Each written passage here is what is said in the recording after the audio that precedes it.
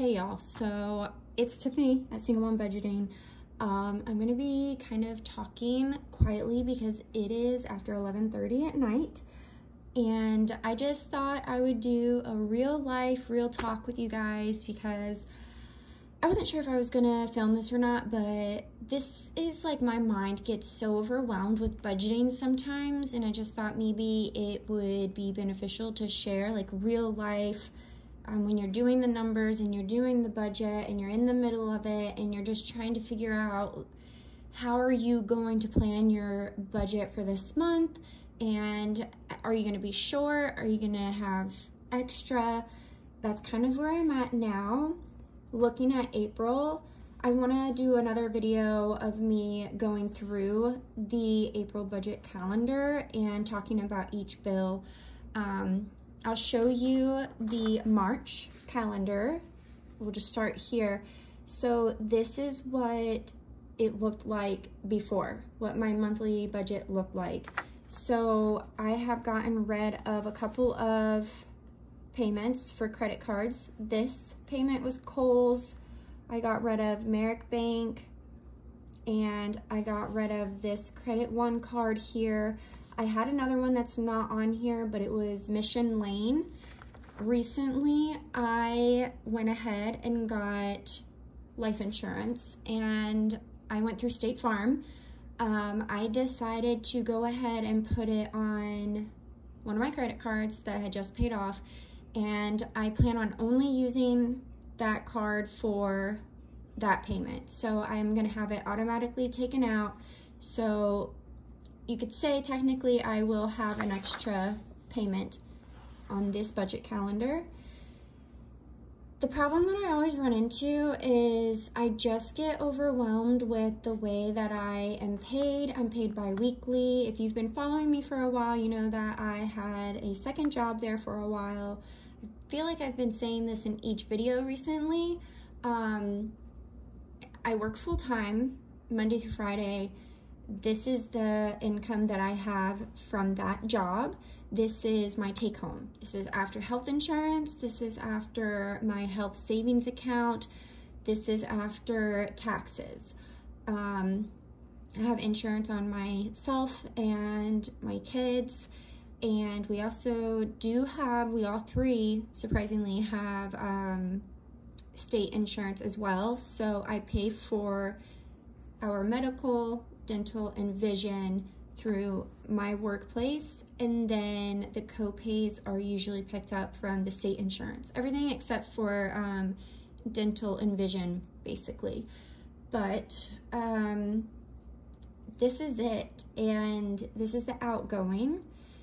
I didn't include this payment. So the ones that are highlighted in pink are when I get paid. And so yes, this is technically from March, but I'm using this paycheck to pay for this day and that bill, which is going to be for my rent for April, by April 3rd. So it's going to be having to pay for this whole 2 weeks. And before, when I was working my second job, I was getting paid every Friday. Because I get paid every other Friday here for my full-time job, I would be getting paid every other Friday on these 2 days for my part-time job. So I would always have some kind of supplemental income to help. But now, and you see here, I was also going through my expense tracker as well for March. I haven't been doing very well with spending. I bought some stuff and I took some stuff back. I think I took back about $150 worth of stuff that I returned to the store. But this is where I'm at right now, $184.01. And this is where I really crunch numbers and I think ahead, and I get in my head and I get overwhelmed because let's just say each of my paycheck here is $1,000. So when I'm doing my budget, this is what I do. Like, I will look at my budget calendar and I will figure out how everything's gonna get paid. So I did my estimated paycheck, which would be $1,000. Then I minus 20, which I'm actually thinking about canceling this. This savings amount only goes into, it's in my main checking account, and there's just an extra account that I can transfer money. It's only $20 a month. I think I just want to do away with it. I think I have $100 in there. I could close it out, take that money and put it in my checking account and have a little extra there, but I just haven't done it yet. So I can't think of what I did. Okay, 1,000 minus 550 minus 20, because this is going to be paying for an April bill, minus 205.29 for T-Mobile. My son gives me $50 for his portion because I added him on. Okay. Then insurance. And this is where I start getting anxiety and overwhelmed, because I have this debt payment, the credit one, I have my electric payment, and then I have my water payment. Normally the electric can be late and I won't get a late fee, but my water bill will get a late fee, so I could do minus 65.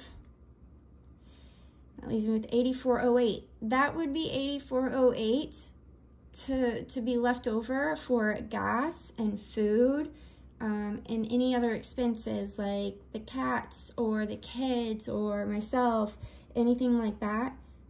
This just isn't making it. This just isn't, and I just don't know what to do. I go to the doctor this week and hopefully they'll clear me to be able to go back to work, but I don't know.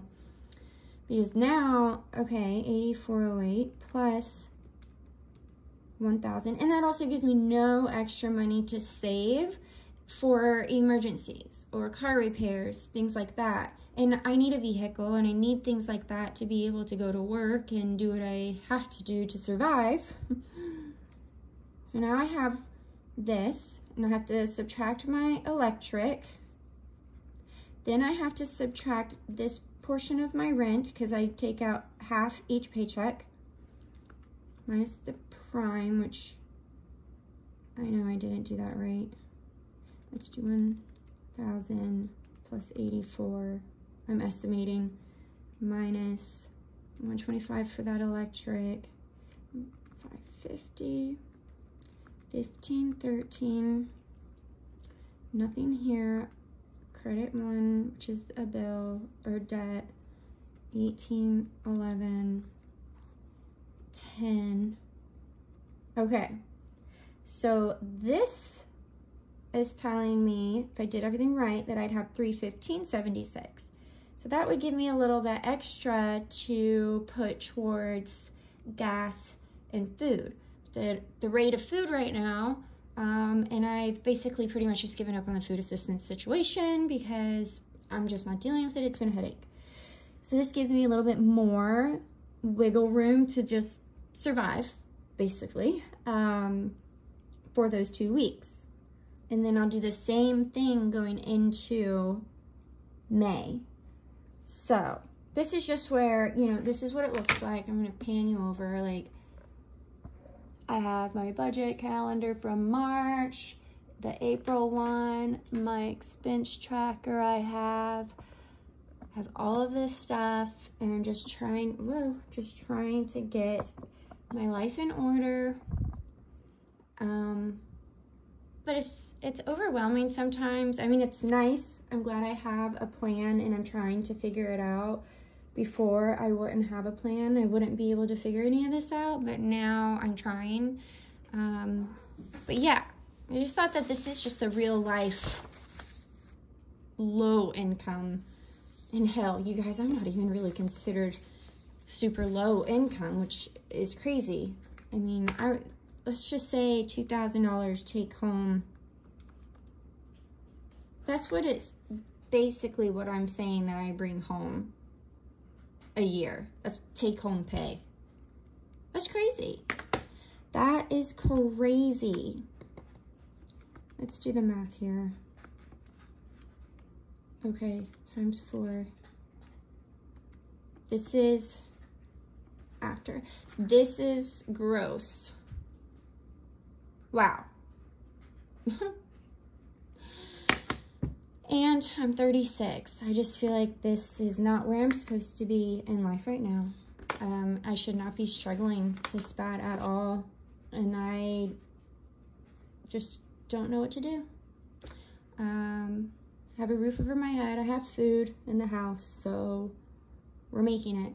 But man, this is when like reality just starts to hit, and I just start thinking about like all of the things that I've done wrong when it comes to managing my money.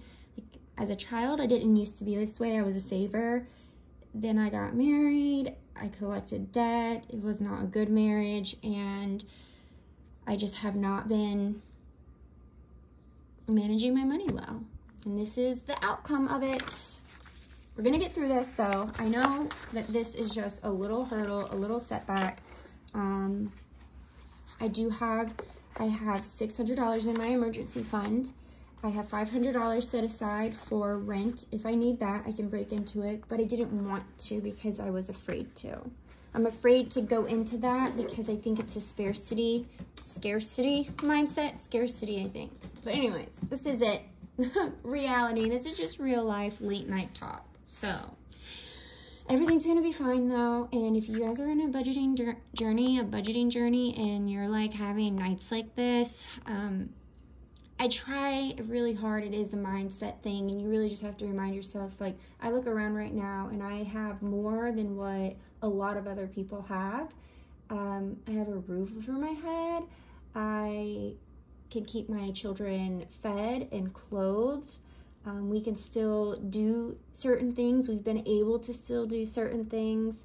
I mean, heck, I have 2 cats too. And that's, you know, there's 2 extra bodies, you know, to feed and to worry about. So I am grateful for that. And I think it's good to have gratitude in times like this. It's just tough sometimes. Sometimes you have these moments. But anyways, that's it. I don't want to be a Debbie Downer. Okay, bye you guys.